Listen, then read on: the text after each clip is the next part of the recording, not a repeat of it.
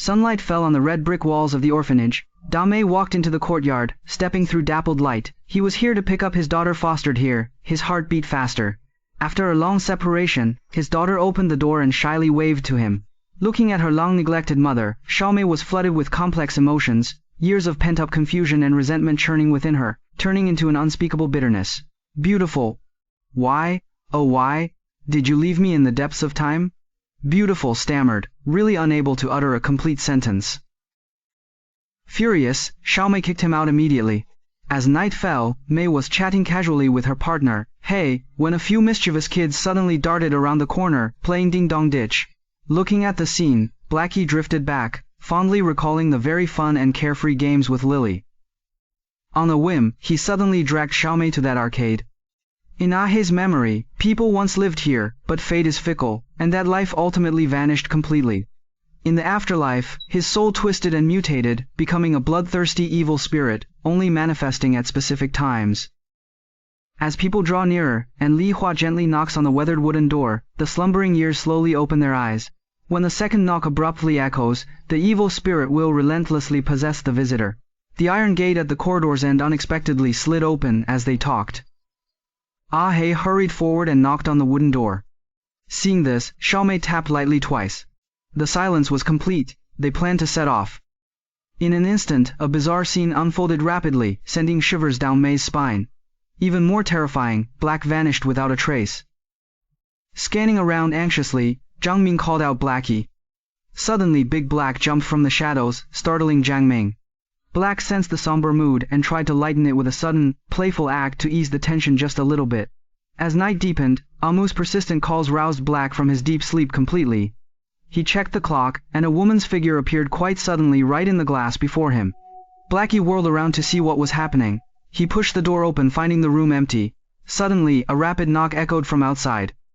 The black guy squinted, peering through the peephole at the empty hallway. His blood ran cold at the scene before him. The dim corridor lights went out one by one, and the sinister figure that flashed in the mirror now stood at the far end of the hallway. A black man rushed into the room, still trembling with fear. Even more chilling, the eerie events persisted. In the dimly lit bedroom, a spectral female figure materialized silently in the corner. Thanks to Ahei's quick thinking to quickly flip the switch and timely control, Mei, just connecting the video call, saw Ahei looking pale on the screen. He didn't have time to tell Xiaomei about the thrilling experience. A sudden ring at the door startled Mei from her computer. In a fleeting instant, a bizarre and sudden suction from outside the door yanked Blackie away. Xiaomei's eyes widened considerably as she noticed something off. Opening Heiji's door revealed a truly dense and lush tropical rainforest, a very surprising sight. She realized the situation was deeply and unusually abnormal. With each call to Black Brother, her anxiety steadily grew, deepening even further. Her odd behavior was really too much for her friends, who left the party quietly without saying goodbye. Just as they stepped out the door, Xiaomei's phone vibrated, a new message popping up on the screen. A fleeting glance revealed it was from Guan Yu. At that moment, someone quietly approached and captured the scene from behind with a phone. The room was clearly empty, yet he stood utterly alone. Before Xiaomei could react, the faucet suddenly gushed dark red blood, plunging the entire space into darkness.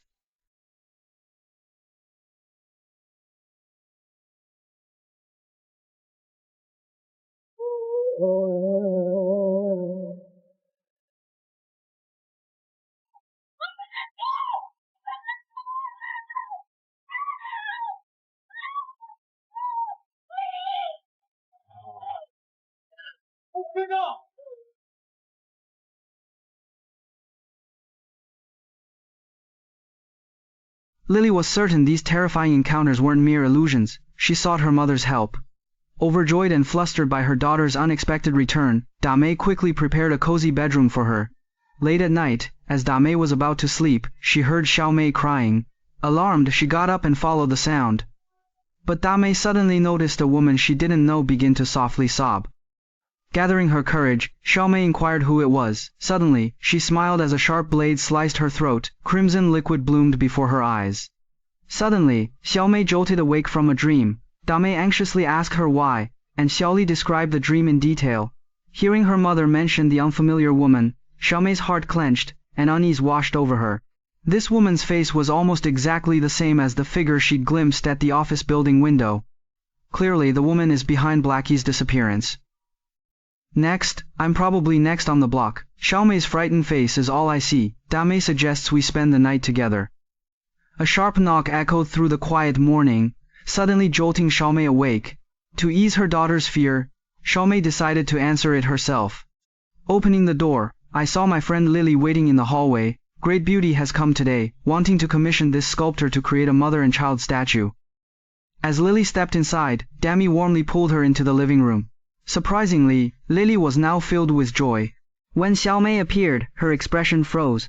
As Dame introduced Xiaomei, Lily placed the baby in the stroller, turned away, looking flustered.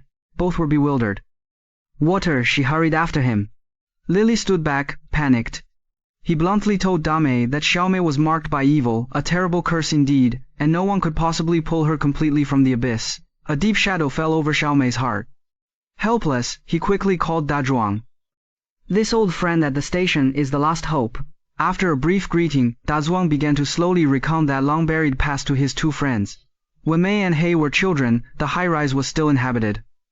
An old woman named Mary lives here alone.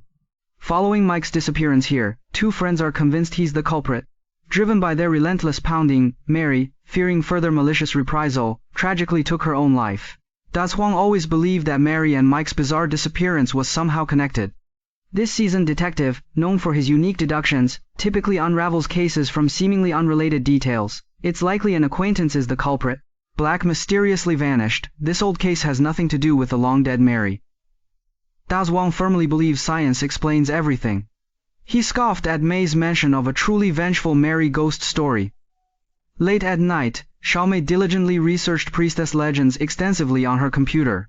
Dame overheard a firm statement that Mary was indeed a spell-casting performer, skillfully tasked with captivating audiences effectively, and dedicated to offering living sacrifices to the Lord of the Underworld. For a priestess, nimble manipulation isn't easy. Only when humans extend an invitation do demons appear to wreak havoc. That specific code, 2 sharp knocks, is the key to unlocking the door to calamity. Mei pondered, suggesting 2 paths for the Shrine Maiden to escape her fate: 1, actively ending her own life, and 2, manipulating someone into an unjust act, usurping their position. Unable to contain herself, Xiaoli interjected. These deductions are so bizarre that even though Xiaomei was touched, she couldn't process them all at once.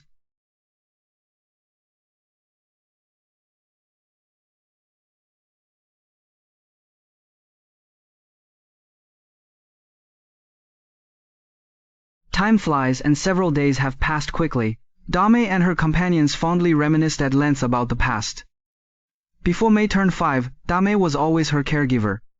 During that period, Dame's emotions were volatile. He painted ferocious beasts on the bedroom walls, and Xiaomei would tremble at sudden noises. To protect the sensitive child, Dame, battling grief, sent Xiaomei to a welfare institution. Years later, when he was quite sure he could handle it, he finally brought his daughter home. A welfare organization unexpectedly sent representatives to visit, observing the mother and daughter. As Daimei led the guest into the studio, the visitor's pupils contracted. The once meticulously crafted artwork now lies in shattered pieces, ravaged by brutal force. The pristine floor is splattered with colorful paint, scrawled with the words, "This is mine."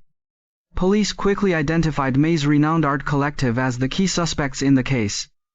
The main suspect destroyed the sculpture. After a long period of silence, she noticed Xiaomei shivering in the cold wind.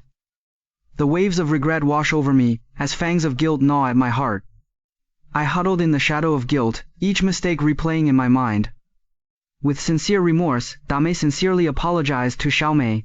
Thanks to the companionship these past days, a certain warm feeling grew in Xiaomei's heart, and she chose to forgive her. Grace, holding a warm drink, strolled to the window, gazing afar, eyes caught by the stone carving. The statue's pristine surface was suddenly and completely obscured by a crimson drape. Dame sensed something amiss, and darted to the stove, grabbing a cleaver. He quietly peeked through the slightly open door, cautiously observing outside. As Lisi approached the stone carving, the entire building's lighting system suddenly went black. Startled awake, Dame rushed very quickly home, only to find a strange energy powerfully sealing the entrance, the door barring his way. In the dim room, Mei wandered alone, her heart pounding like a drum. Suddenly, a chill ran down her spine, and she whirled around to see a twisted, grotesque face looming behind her. Suddenly, the cabinet door burst open wide, and a large spider-like creature quickly crawled out.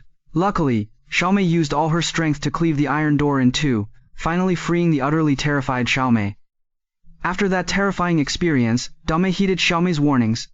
To ensure similar incidents wouldn't happen, they worked together, removing every door.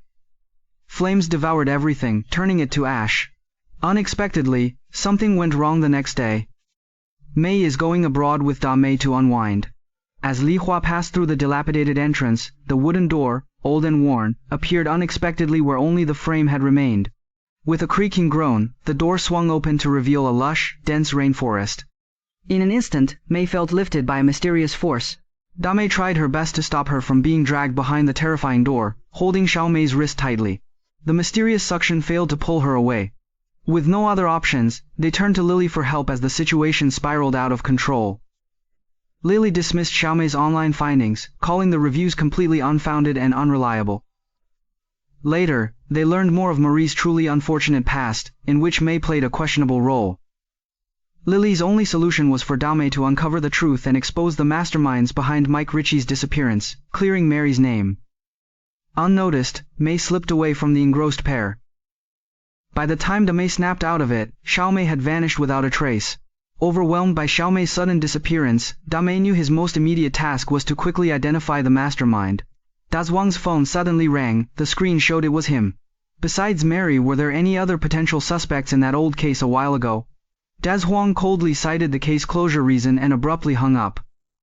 Lost in thought in the car, Dame noticed a broken statue on the roadside. He found this was what he loved last week. The unfinished artwork. At the very first spark of inspiration, Dame jumped into her car and sped to her private studio. Following the weathered inscription on the stone tablet, Xiaomei unveiled a scarlet cloth, revealing a file box. Deep within the filing cabinet lay the missing person poster for Mike, and in the box, a detailed file on Mary. She then found a flash drive at the bottom of the box, carefully connected it to a nearby computer, and the screen suddenly flickered to life. The public trial of Mary was replayed on the screen. Much to Mary's surprise, Dazhuang used harsh interrogation methods on her to quickly uncover the truth. All indications suggest that Mary had no direct involvement in the case. While flipping through Mary's file, Dame found her address. Simultaneously, orphanage staff contacted Dame, requesting she return. Xiaomei's disappearance wasn't without reason. Dejected, Dame returned to the welfare center. Seeing this, the staff immediately concluded that the mother had clearly failed in her parental duties. After discussion, it was agreed to relieve Dame of Xiaomei's supervisory duties. Upon hearing this, Li Mei instantly jumped from her seat. She emphasized all actions stemmed from the deep desire to protect Xiaomei. She stomped towards the brick wall. As Dame's eyes scanned the wall, a few photos quickly caught her attention. In the pictures, Dazhuang was standing with the orphanage children. Suddenly, Dazhuang's past words flashed in his mind. When minors are accidentally injured, data shows most cases involve someone they know. A sudden flash of insight hit Mei, and she realized an astonishing possibility. Mike's disappearance was very likely caused by Dazhuang.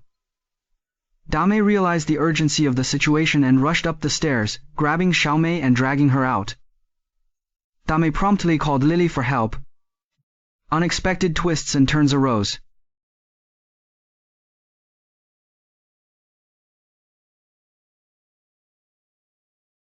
Following the beautiful past in her memory, she quickly reached the abandoned building. He hadn't figured out how to rescue Xiaomei yet. After a completely futile attempt, a sharp nail deeply pierced his soul, and blood gushed out immediately. Police quickly arrived and subdued him. Li Hua was apprehended on the spot. In a critical moment, Xiaomei noticed the metal ring hanging on the doorknob. Realizing her chance, she quickly bolted for the wooden door, while the guard was distracted. She tried everything and knocked heavily on the door twice. 2 police officers held the prisoner, one on each side. The police summoned Dame to the police station for questioning. Dazhuang, witnessing his manic state, felt deeply disappointed and firmly declared that he would never allow him to approach Xiaomei again. Faced with the aggressive man, Dame, knowing all the details, decided to no longer hide the truth. She stated unequivocally Dazhuang orchestrated McLeach's disappearance and Mary was a scapegoat he selected. Stunned by the statements, Dazhuang fell silent, forcing a halt to the interrogation. This was the moment Dame longed for. He reached out and gently touched the wound. His fingertips stained crimson. He scrawled on the wall. Dame clasped her hands, squeezing lightly. Pray devoutly to heaven. In the dim light, the flickering lamplight appeared eerie. The iron gate screeched, sliding slowly to the sides. On the forest path, Dame resolutely strode forward. Dazhuang felt something was wrong and rushed to the interrogation room. Bursting through the door, he was shocked to find Dame gone, with a message on the wall. "Find me, follow me." Just as Dazhuang was at a loss, wondering where to look for Dame, a hand landed on his shoulder. Suddenly, Dame noticed a figure on the mountain. Following the unfamiliar guide, Dame finally reached a dark, damp, hidden underground grotto. Right now, Mei is trapped in a frigid metal cage. After a long and winding search, mother and daughter embraced in reunion. Mei smashed the copper lock with a rock and followed closely behind. They squeezed through the narrow crack in the rocks, moving outwards. The demon's fury surged in the shadowy cave, its shriek piercing the air as it lunged forward. In desperation, they suddenly glimpsed a doorway appearing before them, where reality and dreams intertwined at the threshold, and reborn, they rushed forward headlong. Just as the iron gate was about to close, he finally escaped that grim place. In an instant, Achan burst through the closing gate, desperately clinging to the frame, yelling frantically, realizing the dark red stain on the ground was left by Dame. Intrigued by the area, Wang Xiaoming simply couldn't resist visiting and promptly knocked on the door twice. With the arrival of this new member, a wonderful change occurred in the lives of Dame and Xiaomei, offering a glimmer of hope in the depths of despair. In the face of the evil spirit's furious pressure, Qiang screamed in terror, dragged by the monster into the depths of the dark cave, his life coldly taken, his existence brutally ended, deprived of life by extreme means, inhumanely destroying life, ending his breath.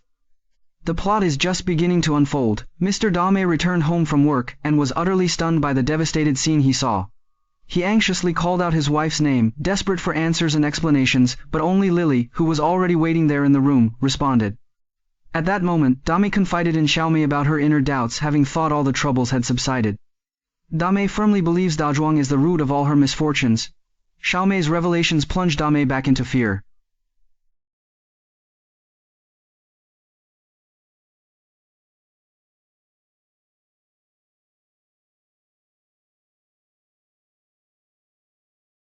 The mystery is finally unveiled now. On the day the demon chose Mary as a witch, it devoured Mike as a living sacrifice, without hesitation. Mary refused to be anyone's pawn, completely ending the tragedy with her own life.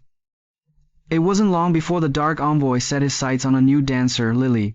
Determined to never remain a servant of evil, she secretly guided the naive Dame, who ultimately took her place. Lily successfully passed on her duties as a witch to Dame after a winding path, drifting off course gradually. Dame and Xiaomei were trapped in that terrifying alien dimension in the end. The culprit behind this disaster, a prominent figure, has been murdered, and the killer is Lily. Finally, a dawn of hope arrives. The end.